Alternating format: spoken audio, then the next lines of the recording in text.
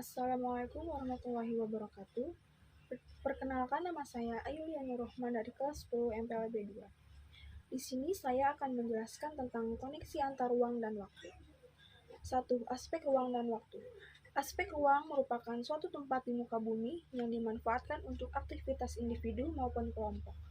Aspek ruang meliputi wilayah darat, perairan, udara, beserta kelengkapan berbagai organisme biotik dan abiotik. Berikut contoh dari interaksi keruangan. 1. Wilayah pantai merupakan daerah penghasil ikan laut, sedangkan wilayah pegunungan merupakan daerah penghasil sayur mayur. Wilayah perkotaan memerlukan tenaga kerja yang berasal dari wilayah pedesaan. B. Aspek waktu. Waktu merupakan semua rangkaian peristiwa yang terjadi ketika suatu proses berlangsung. Adapun perbedaan karakteristik ruang antar wilayah antara lain: 1. Kandungan unsur hara lapisan tanah, contohnya seperti wilayah lereng pegunungan vulkanik, umumnya mengandung unsur hara yang tinggi. 2. Kandungan mineral, contohnya Jayapura merupakan daerah yang memiliki kandungan tembaga dan emas terbesar di Indonesia. 3.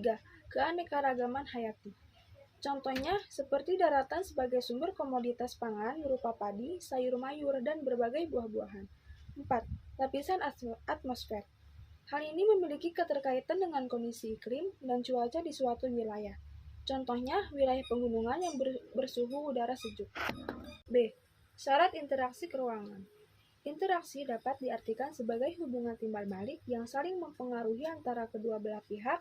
Berikut persyaratan dasar yang kemungkinan terjadinya interaksi keruangan. 1. Complementarity.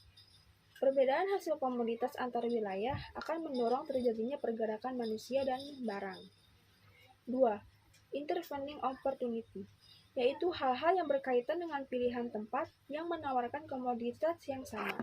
3. Transferability merupakan faktor penting dalam interaksi keruangan. Faktor-faktor yang mempengaruhi transferability antara lain sebagai berikut, yaitu infrastruktur transportasi dan infrastruktur jaringan. 3. Pengaruh interaksi keruangan dan waktu. Pengaruh interaksi keruangan terhadap tatanan hidup manusia di antara lain sebagai berikut, yaitu perkembangan pusat perdagangan dan produksi lokal. Setiap wilayah memiliki komoditas unggulan yang khas dan dapat dikembangkan sebagai keunggulan wilayahnya. 1. Pusat perdagangan interaksi antar ruang dapat memicu proses pergerakan barang manusia dan informasi antar wilayah dalam kegiatan perdagangan. Contoh pusat perdagangan di Indonesia antara lain sebagai berikut, yaitu pusat grosir pakaian di Pasar Tanah Abang Jakarta, pusat perdagangan sayur dan buah di Pasar Bandungan Semarang, pusat grosir elektronik di Progo Yogyakarta, dan juga pusat grosir sepatu berbahan kulit di Cibaduyut Bandung. 2. Pusat produksi lokal. Konsep perkembangan ekonomi dengan menggali potensi kekuatan lokal untuk pusat produksi lokal dilakukan dengan memobilisasi sumber daya kapasitas dan keterampilan dalam rangka mencapai pembangunan ekonomi daerah yang berkualitas dan berkelanjutan. Tujuannya untuk mempercepat pertumbuhan ekonomi. Contoh pusat produksi lokal yaitu sebagai berikut: pusat produksi batik di Laweyan atau Surakarta, pusat produksi gerabah di Kaosongan atau Yogyakarta, pusat pembudidayaan tanaman hias di Kopeng atau Salatiga, dan pusat produksi tahu di Serasi atau Semarang. B. Perkembangan sarana dan prasarana. Sarana dan prasarana mendorong terjadinya interaksi keruangan. Contohnya kemudahan mengakses transportasi. C. Perubahan penggunaan lahan interaksi keruangan menuntut alih fungsi lahan sebagai tempat-tempat pusat perdagangan, infrastruktur transportasi, infrastruktur jaringan, komunikasi, dan tempat hunian penduduk. D. Perubahan orientasi pekerjaan, berkembangnya kegiatan jasa menyebabkan masyarakat mulai meninggalkan kegiatan agraris. E. Perubahan sosial.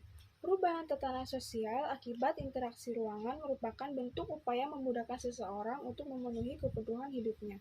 Dampak perubahan perubahan sosial antara lain sebagai berikut: terjadinya forum kerjasama antar wilayah, baik pada tingkat nasional, regional, maupun multilateral.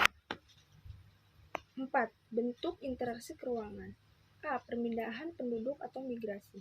Jenis-jenis migrasi sebagai berikut, yaitu imigrasi, emigrasi, urbanisasi, ruralisasi, transmigrasi, evakuasi, sirkulasi, dan komutasi. B. Komunikasi. Komunikasi merupakan bentuk interaksi antar ruang yang melibatkan pertukaran ide atau gagasan, baik secara langsung maupun tidak langsung. Contohnya, sebagai siaran televisi yang menyiarkan kejadian-kejadian aktual di suatu wilayah. Website merupakan jejaring dunia maya yang saling terhubung di dunia internet. Baik, hanya itu saja yang bisa saya sampaikan. Kurang lebihnya mohon maaf. Wassalamualaikum warahmatullahi wabarakatuh.